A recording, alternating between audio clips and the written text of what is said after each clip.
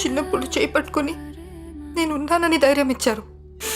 ఇప్పుడు అదే కూతురు కష్టమని వస్తే అవమానంగా చూస్తున్నారు.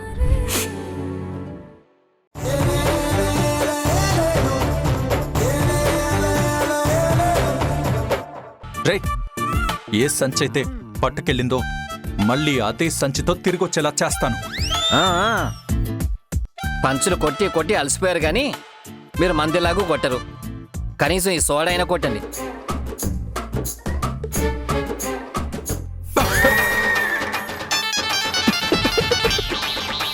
బాసు, మీరు ఈ సోడా ఒకటే. నేను సోడా ఒకటేంట్రా? అవును మరి. ఓపెన్ చేసేటప్పుడేమో బుసబుసా అని పొంగుద్ది, తర్వాత సైలెంట్గా ఉంటుంది. మీరు కూడా అంతే. ఇక్కడ వాగాల్సిందే, మేడం దగ్గర సైలెంట్గా ఉంటారు. అంతకంటే చేయగలిగింది ఏం లేదు. మేడం ఫైరు, మీరు వాటరు.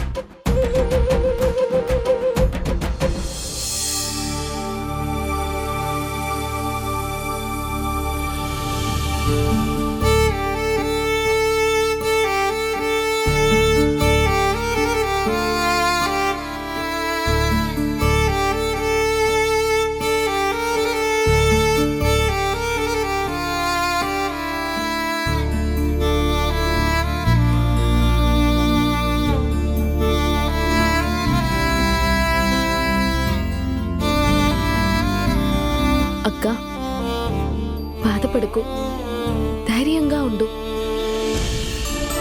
నీకు మేమున్నామని కంటి తుడుపు మాటలు చెప్పి నిన్ను మరింత బాధ పెట్టదలుచుకోలేదు. ఒక్క విషయం గుర్తుపెట్టుకో, నువ్వు గతంలో ఏ తప్పు చేయలేదు, ఇప్పుడు ఏ తప్పు చేయట్లేదు. ఎందుకంటే నువ్వు అతన్ని ప్రేమించి అమ్మా నాన్నకి చెప్పే ధైర్యం లేక పెళ్లి చేసుకోవడం అనేది నువ్వు తప్పనుకుంటూ ఉండొచ్చు. కానీ నువ్వు నమ్మావు కాబట్టి, నిజంగా నిజాయితీగా అతన్ని ప్రేమించావు కాబట్టి, మాటిచ్చి మనసిచ్చిన మనిషి కోసం నిలబడాలని అతన్నే పెళ్లి చేసుకోవడానికి వెళ్ళిపోయావు. అందుకని నువ్వు ఇలా మోసపోయి ఇంట్లో బాధపడుతూ ఉన్నా ఇంట్లో ఏ ఒక్కళ్ళు గాని చూసావా ఎలాంటి వాణ్ణి చేసుకున్నావో, నువ్వే చేతులారా చేసుకున్నావని అలాంటి పనికి మాలిన మాటలు మాట్లాడలేదు. అందరూ నిన్ను అర్థం చేసుకున్నారు. ముఖ్యంగా నాన్న నిన్ను చాలా అర్థం చేసుకున్నారు. నీకన్ని విధాల అండగా నిలబడాలని, నువ్వు ఏ రకంగానూ బలహీన పడకూడదు, బాధపడకూడదని ఆలోచించి ఈ విడాకుల గురించి నాన్న ప్రతిపాదించారు. నువ్వు దాన్ని అర్థం చేసుకొని సంతకం చేశావు. కానీ నేనొక విషయం గమనించాను. ఎంత కాదనుకున్నా ప్రేమించిన మనిషిని వదులుకోవడానికి కష్టంగానే ఉంటుంది. కానీ అతని దగ్గర లేని ప్రేమ కోసం అదే తలుచుకొని ఆ దుర్మార్గుడితో బతకాలనుకుంటే